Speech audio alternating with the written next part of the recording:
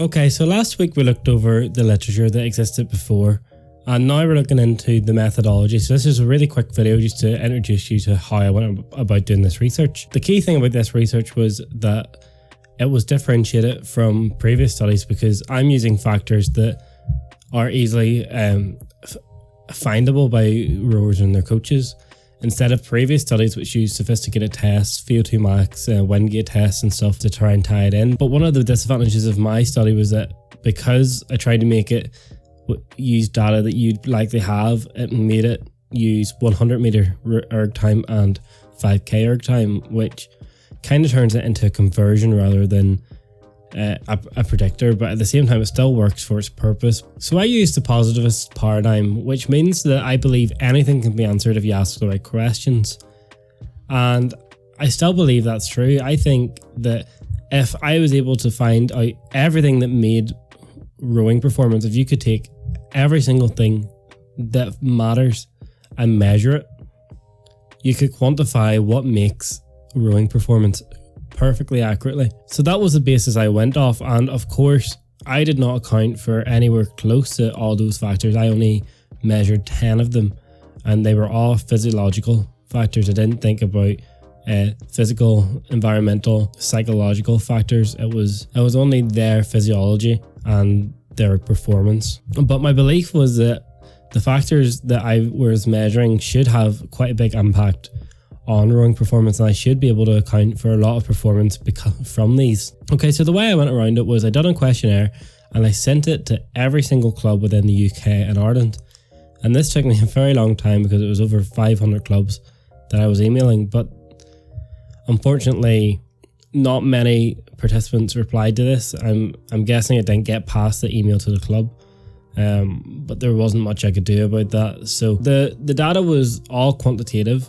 I wasn't looking for any qualitative data, so I just collected just all the information I needed for each of the factors, as well as their 2k scull time, so I could maybe try and come up with correlate 2k erg time with 2k scull time, and their email address as well if they wanted to. So I tried to figure out how many participants I needed, and this recommendation from Green 1991 said that you need this equation, which basically means you need 50 responses plus 8 for every predictor you have. So with my 10 predictors, I would need 130 to meet this minimum, but unfortunately I didn't quite achieve it. I got 111 after removing a couple.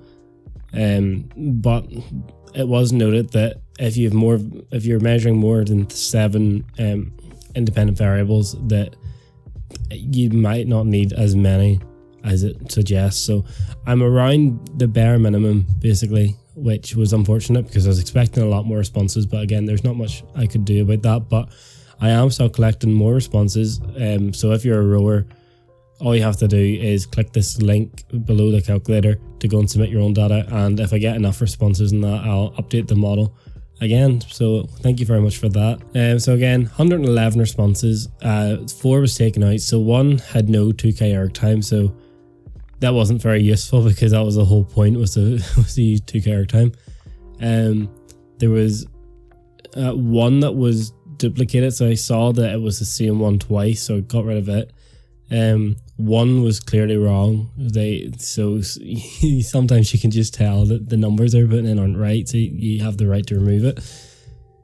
And then 1 said that their erg time didn't come from a concept 2, and obviously to keep it standardized, it had to be from a concept 2, because using an RP3, for example, would have different kinds of splits and timings. I had little control of the accuracy of the information because it was a questionnaire compared to what I initially wanted to do, which was doing it in a laboratory.